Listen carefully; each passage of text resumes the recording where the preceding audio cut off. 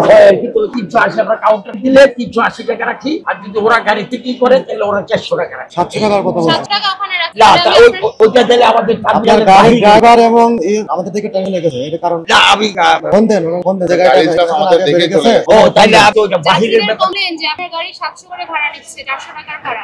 দিলা আমরা স্যার আমাদের দেখে কিন্তু ভালো আছে গাড়ি। আপনাদের বাসই তো ওখান থেকে গেল। আমাদের টার্মিনালের ভিতরে থেকে না, তাহলে ওটা বাহির থেকে দেখতে পারে। আপনার বাস আপনার টার্মিনালে না এসে আপনার অনুমতি ছাড়া চলে যাচ্ছে আপনার বাস। বাহিরে আবার ডিউটি করার জন্য আমাদের রোড কমিটি থেকে কিছু লোক নির্ধারণ করা আছে। তাহলে রোড কমিটির লোককে ডাকেন। ফোন দেন। ফোন দেন, ডাকেন রোড কমিটির লোক। রোড কমিটির লোক ওইখানে সব আছে বসা। আমরা এই গাড়ি আসলে আমরা টিকিট দিয়ে দেই, আর গাড়ি না আসলে ওই বাইরে থেকে কোথা থেকে গেলে ওইটা তো আর আমরা বলতে পারি না। আপনার গাড়ি আপনি ছাড়া কিভাবে ওখান থেকে চলে যাচ্ছে? গাড়ি আমার না, গাড়ি আমরা মেইনটেইন করি। তার মানে তো তাই, এখানে আপনি আসেন, এখানে আবার উপরে এখানে গাড়ি এসে রিপোর্ট করবে, আপনি টিকিট দিলে তারপর গাড়ি যাবে। আপনার অনুমতি ছাড়া আপনাকে না বলে গাড়ি কিভাবে ওখান থেকে চলে যাচ্ছে? রাস্তার মাঝখান থেকে যাত্রী উঠায় বেশি ভাড়া নিয়ে।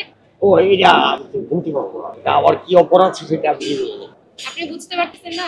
জি না। এই যে আমার পাশে লোক আছে, হ্যাঁ। ওরা কি আমার সাথে কথা না বলে এখান থেকে চলে যাবে? ঠিক আছে তাহলে আমার ওই বাসটা তো আপনার। হ্যাঁ এসে আপনার সাথে কথা বলে তারপর তো যাওয়ার কথা এখান থেকে।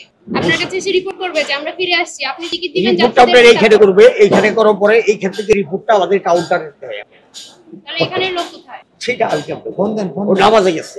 দিদি তুমি এখানে অপেক্ষা করো, এখানে লোক আসবে, তারপর ওনাকে আমাকে কল দিও। আপনি এখানেই থাকেন। আমি আছি, অসুবিধা নেই।